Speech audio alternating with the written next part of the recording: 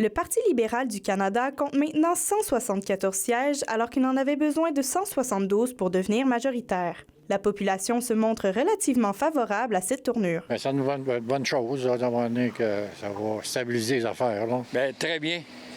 Je pensais que c'est ça qui arriverait, puis je suis bien content. Je suis pas contre ça parce qu'il y a quand même des bonnes idées, là, pour rassembler les provinces et tout ça, là, qu'on y aille dans le même sens, puis investir dans le Canada.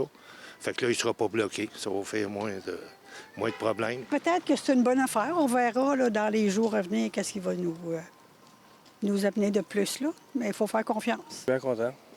Oui. Je pense que c'est correct, un gouvernement majoritaire. Jusqu'à nouvel ordre, les libéraux n'ont plus besoin de l'appui de l'opposition pour faire adopter leur projet de loi. Sébastien Lemire, le député de l'Abitibi-Témiscamingue, espère que les Canadiens et les Québécois élèveront leurs attentes. Le gouvernement du Québec a annoncé 10 millions pour la place publique à Rouyn-Noranda dans le cadre du 100e. Mais le fédéral est encore absent de ces programmes-là. Donc, le fait que les programmes fédéraux ne s'appliquent pas en Abitibi-Témiscamingue, on le voit au niveau de l'habitation, on le voit dans tellement de choses.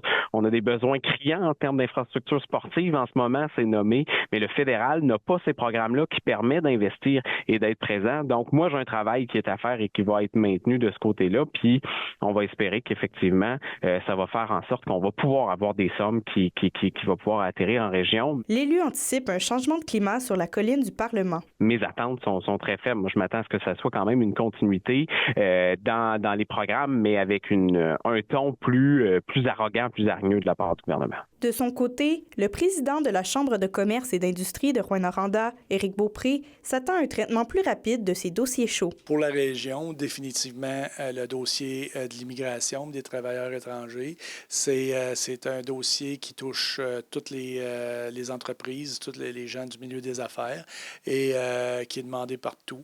Et on a parlé beaucoup du provincial à date, mais le fédéral a sa part à faire là-dedans. Le gouvernement Carney ne prévoit aucun déclenchement d'élection, même si les partis d'opposition considèrent cette nouvelle majorité comme fragile.